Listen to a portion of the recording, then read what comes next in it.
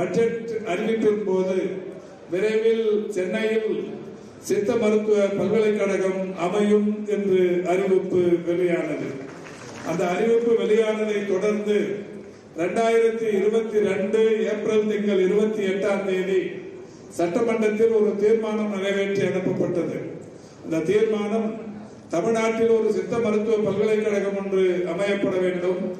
அதற்கு 2 கோடி ரூபாய் முதலில் நிர்வாக அலுவலகம் அமைப்பதற்கு 2 கோடி ரூபாய் ஒதுக்கீடும் செய்து அண்ணா நகரில் இருக்கிற பேரறிஞர் அண்ணா சித்த மருத்துவமனை வளாகத்தில் ஒரு நிர்வாக அலுவலக கட்டிடத்தை அதற்காக அமைப்பது என்றும், மதுரவாயில் பகுதி மாதவரம் பகுதியில் இருக்கிற பால் பண்ணைக்கு சொந்தமான இடத்தில் ஒரு 25 ஏக்கர் நிலப்பரப்பில் அந்த சித்த மருத்துவ பல்கலைக்கழகத்தை அமைப்பது என்றும் தீர்மானம் நிறைவேற்றி ஆளுநருக்கு அனுப்பி வைக்கப்பட்டது. ஆளுநர் அவர்கள் அந்த தீர்மானத்தை 1 மாத காலம் தன்னிடத்தில் வைத்திருந்துவிட்டு 25/7/2022 அன்று திரும்பவும் அரசுக்கு திருப்பி அனுப்பிவிட்டார்கள்.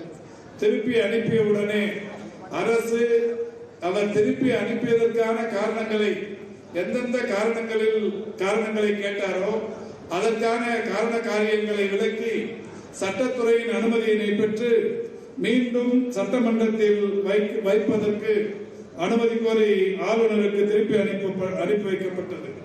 ஆனால் ஆளுநர் அவர்கள் மீண்டும் 2022 செப்டம்பர் திங்கள் 17ஆம் தேதி மீண்டும் அந்த சித்த மருத்துவ பல்கலைக்கழகம் அமைப்பதற்கான அந்த கருத்துருவை மீண்டும் தமிழக அரசுக்கு திருப்பி அனுப்பிவிட்டார். திருப்பி அனுப்பியதற்கு பிறகு அரசின் சார்பில் மீண்டும் அவர் கேட்ட திருத்தங்களை எல்லாம் நிவர்த்தி செய்து அரசு 2025 ஏப்ரல் திங்கள் 26ஆம் தேதி ஆளுநருக்கு அனுப்பி வைக்கப்பட்டது.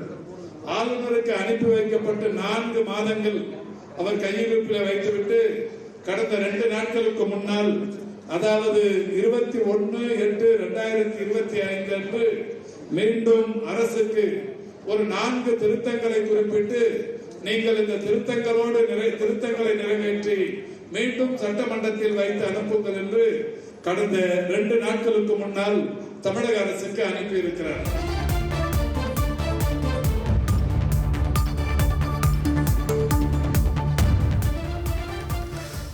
சட்டமன்றத்தில் திருத்தப்பட்ட தீர்மானம் முன்மொழியப்பட்டு விரைவில் பல்கலைக்கழகம் அமைக்கப்படும் என்று அமைச்சர் திரு மா சுப்பிரமணியம் அவர்கள் தெரிவித்திருந்தார். சித்த மருத்துவ பல்கலைக்கழக மசோதாவை ஆளுநர் திருப்பி அனுப்பியிருக்கிறார். அதற்கு ஒப்புதல் கொடுக்காமல் சித்த மருத்துவ பல்கலைக்கழக மசோதா 2022ஆம் ஆண்டு சட்டப்பேரவையில் நிறைவேற்றப்பட்ட நிலையில் தற்பொழுது ஆளுநர் திருப்பி அனுப்பியிருக்கிறார். 4 திருத்தங்களை கூறி ஆளுநரால் திருப்பி அனுப்பப்பட்ட மசோதா சட்ட வல்லுநர்கள் மூலம் திருத்தம் செய்யப்படவுள்ளது என்றும் அமைச்சர் மா சுப்பிரமணியன் தெரிவித்திருக்கிறார். இது தொடர்பான முக்கிய செய்தியை நாம் பார்த்து கொண்டிருந்தோம். உங்கள் தந்தி ஒன் தொலைக்காட்சியில் அண்ணாமலை தினமும் மதியம் 12 மணிக்கு காண தவறாதீர்கள்.